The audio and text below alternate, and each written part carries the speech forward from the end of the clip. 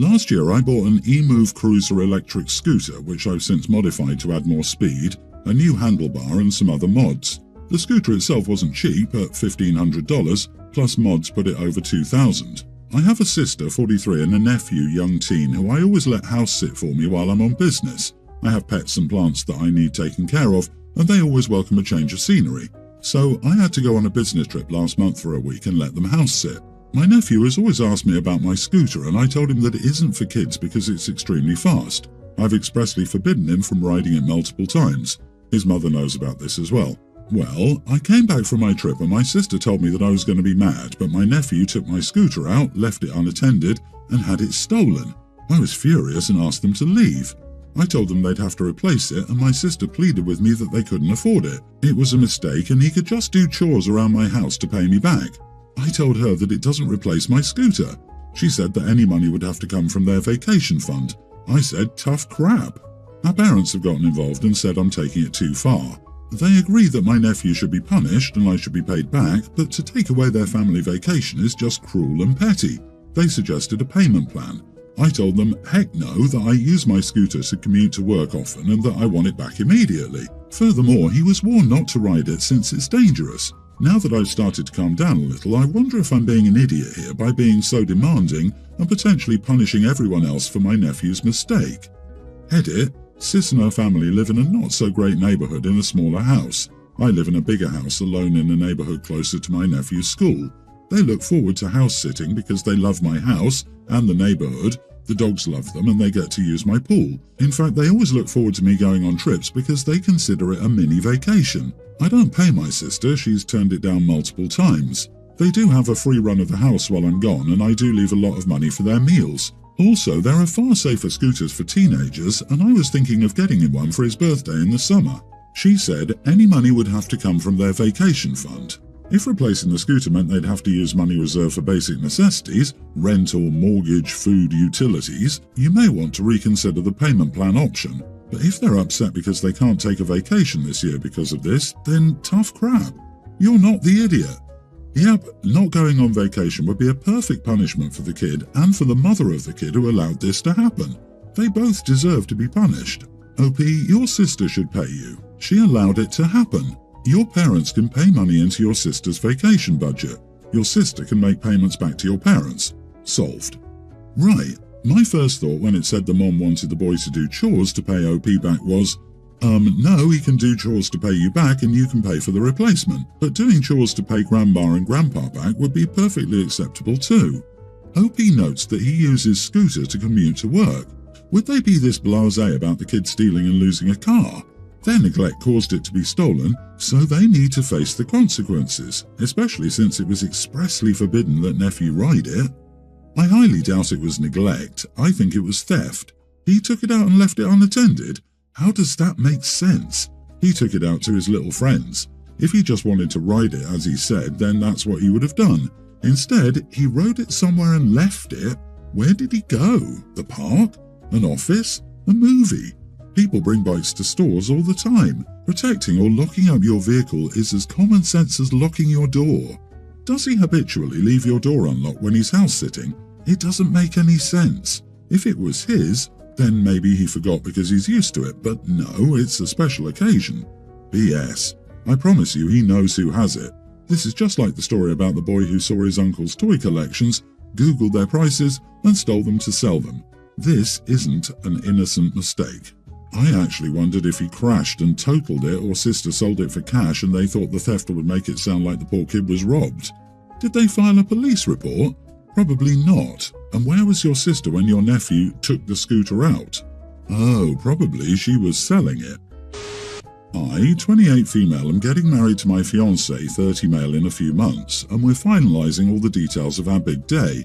One thing that's been causing a bit of tension is that my sister-in-law, 27, just had a baby a few weeks ago, and she's been insisting that she bring the baby to the wedding. From the beginning, we've made it clear that we don't want children at our wedding, as we want it to be an adult-only affair. We've communicated this to all our guests, including my sister-in-law. Still, she's been pushing back and saying that she can't possibly leave her newborn at home. I understand that she's a new mom and it can be tough to leave your baby, but I feel she's being unreasonable. This is our special day and we've planned it to be a certain way.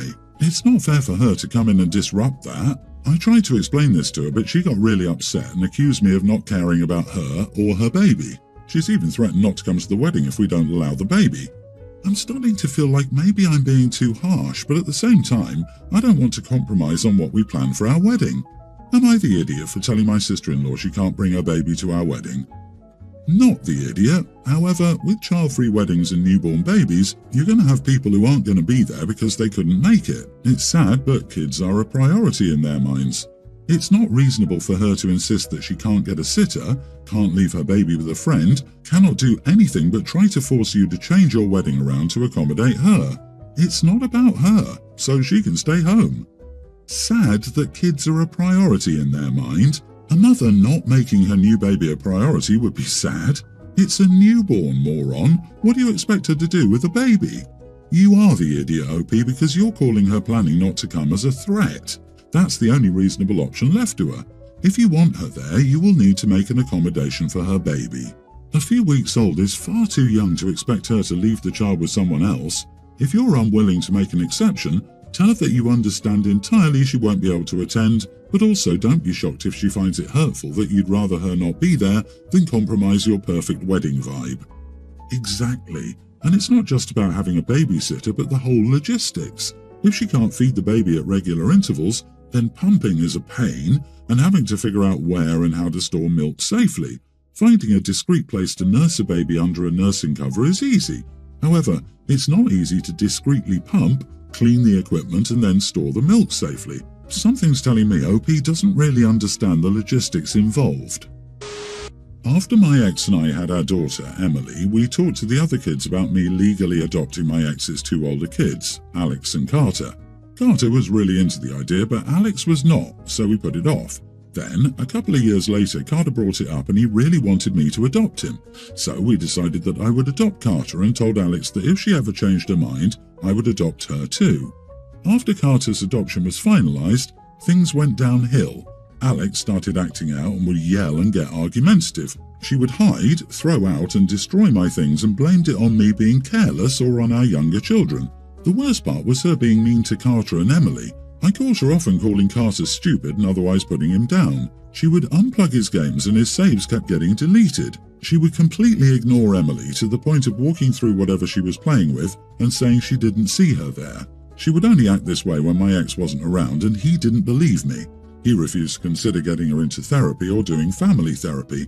It got progressively worse over the years. Realizing that nothing would change and my kids would continue to live with their sister bullying them, I decided to end things. That was last year and we finalized our divorce. I have primary custody of Carter, now a young teen, and Emily, now young grammar school age. Alex, now mid-teens, was at my place for the first time a few weeks ago. She came with her dad when he was picking up Carter and Emily for the day. Since then, she's come over every time my ex has. The last time she was over, she said she wanted me to adopt her now. After everything that happened, I didn't think that was a good idea, so I said no. My ex interjected and talked about how back when I adopted Carter, I'd promised to adopt Alex if she changed her mind. I didn't want to get into it with Carter and Emily right there, so I told them we could talk about this some other time and had them leave. Truthfully, her motivation to have me adopt her is based on me having more money than her dad. I don't think she realized this earlier because she was never at my house before. Since the first time she was over, she commented on how big my house is and how her dad can't afford this or that. I do know that my ex has been having a lot of money problems recently too. The part that makes me feel conflicted is that I've learned that Alex has been nicer to Carter and Emily since she's been over. So if I say no to her, I'm worried about her being mean to them again. Carter is suspicious about how she's acting and says she's weird, but I know Emily would be really sad if Alex started ignoring her again. Still, I don't want to be legally responsible for a kid that I'm pretty sure is only pretending to like me and being nice because she wants things from me. Not the idiot. You adopted Carter when you were with your ex as a family. You split up and are not a family any longer. You're not obligated to adopt a child who is no longer part of your family. Why would you take on legal responsibility for someone else's kid when you're no longer in a relationship with their parent? I would say no. The offer of adoption ended when your relationship did, and Alex chose which potential parent she wanted to live with. She's a teen and old enough to learn that decisions have consequences. I'm sure that adoption would still be on the table if you were still a family. But you aren't, and it's not. Her behaviour towards her siblings was quite literally the cause of your divorce from her father, so why would you put your kids back in that situation? That bird has flown. She rejected you and was a nightmare. Sounds like she's changed her mind for financial reasons, which is garbage. At this point, it's best for everyone to just continue forward. I really wouldn't consider giving her a second chance on the adoption front. There's no mutual respect here. Actually, what caused the divorce was the ex refusing to address the behaviour of his troubled daughter, get her help, or even believe his wife in that situation. The kid acted out for a reason and did nothing to help her or protect his wife and other kids. That doesn't mean she has to legally adopt or even have a relationship with the girl now, but let's be clear, the child didn't cause the divorce. I wonder if the ex didn't manipulate Alex into changing her mind. It's pretty suspicious that he started bringing Alex with him for the pickups and drop-offs of her siblings. And Opie said that Carter has pointed out that Alex is acting weird, and he's old enough to pick up on stuff like that. So I think there's something else going on. If OP adopts Alex and Alex stays with X, then X's child support would be substantially reduced. Or he wants to get back together with OP and is trying to convince her that Alex is on board with it this time, and he's having financial problems. It's a mixture of Alex wanting to financially benefit like a brother and half-sister, and the ex wanting OP back for monetary gain. This is almost certainly what's driving the ask. I'm fairly certain the ex is using Alex. It's manipulative and frankly disgusting. I, 35 male, recently returned from a trip with some old university friends, 3 men and 4 women, including myself. It was just a small thing and we went up into the countryside and did some hiking like we did when we were younger. Before each hike, I let one of my friends, who we'll call Maddie, braid my hair to get it out of my way. This was because, 1, I'm hopeless at doing this kind of thing, and 2, we used it as a bit of time to chat and relax. I just wanted to stress that we had no intimacy or romanticism, it was literally just her plaiting my hair. When I got home, I showed my wife some of the pictures and told her about how it was a great time. In one of these pictures, you can quite clearly see my braid, to which my wife asks, "Where did you learn to do that?" I explained to her that Maddie was doing it for me before we started walking, thinking that this was normal and wouldn't sound off any alarms. Apparently, this isn't normal friendly activity, as my wife thought it was completely out of the ordinary.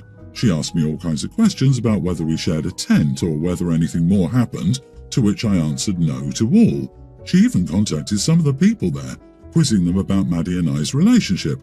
Nothing like this had ever happened before, and her behaviour was completely different from usual. She's seemed incredibly distant over the past few days, and hasn't properly spoken to me since I was called an idiot for having my hair braided. So, am I the idiot? So I think that the hair is the straw that broke the camel's back, so to speak. It isn't the braiding as much as the intimacy.